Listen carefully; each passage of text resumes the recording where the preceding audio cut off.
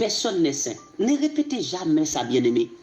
Parce que quand vous dites personne n'est saint, vous dites clairement personne n'a l'Esprit de Dieu. Autrement, l'Église n'existe même pas. Vous comprenez ce que je dis là? Corrigez ça. Ne dites jamais personne ne sait. D'accord? Parce que si vous dites personne ne sait, c'est que vous déclarez que personne n'a l'Esprit de Dieu. Et quand vous dites que personne n'a l'Esprit de Dieu, c'est-à-dire l'Église n'existe pas. Le Saint-Esprit n'était pas venu. Il n'était pas descendu sur les apôtres et les disciples. C'est un problème grave. Je me rappelle, je répète ça tout le temps, à chaque fois que je parle de ce point. Quelqu'un m'a dit, Patrick, est-ce que tu es saint? Il m'a posé la question et je le regardais et j'ai répondu, j'ai dit oui, je suis saint. Il m'a dit, oh, comment ça tu es saint? Mais personne n'est saint, comment tu veux dire tu es saint? J'ai dit, mon ami, tu m'as demandé si j'avais le Saint-Esprit, c'est pas ça? Eh bien, là, j'ai le Saint-Esprit, l'Esprit de Dieu est en moi là. J'ai le Saint-Esprit, donc je te réponds oui. Si j'étais dans le péché, j'ai pas l'Esprit de Dieu, tu m'as demandé si je suis saint, je te dis non, je ne suis pas saint. Parce que là, ce que je fais là, dans la vie que je mène là, l'Esprit de Dieu n'est pas en moi, donc je ne suis pas saint. Parce qu'il n'y a que l'Esprit de Dieu en moi qui peut me rendre saint. Donc si j'ai le Saint-Esprit, je suis saint. Je n'ai pas le Saint-Esprit, je ne suis pas saint. Si on me pose la question, je ne suis pas saint. Clair. Quelqu'un vous dit, bien aimé, que vous n'êtes pas saint, c'est que cette personne vous dit littéralement que vous n'avez pas l'Esprit de Dieu. Et si vous acceptez que vous n'êtes pas saint, c'est que vous confessez que vous n'avez pas l'Esprit de Dieu pour de vrai. Et pourtant, apôtre Paul appelle l'Église l'Assemblée des saints. Les saints de Jérusalem, les saints de Macédoine, les saints de Judée. Vous savez pourquoi? Parce qu'il a reconnu que ces églises ont reçu le Saint-Esprit. Clair. Maintenant, il a révélé le mystère.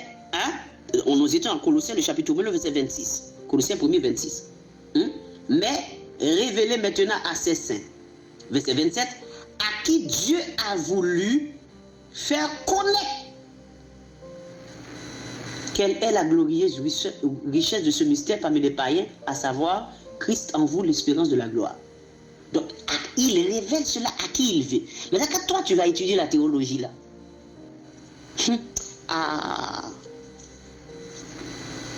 la théologie, et le fait qu'il avait étudié la théologie, il se sent tellement puissant.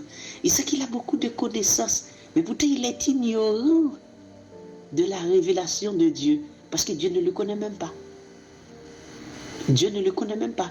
La connaissance théologique ou bien la connaissance biblique que vous avez par la théologie, ce n'est pas la connaissance salutaire.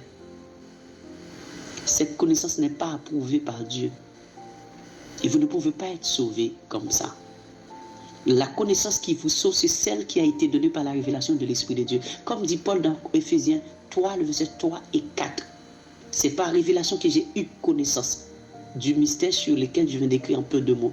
En les lisant, vous pouvez vous représenter l'intelligence que j'ai du mystère de Christ. Donc cela veut dire la connaissance salutaire s'obtient par la révélation de l'Esprit.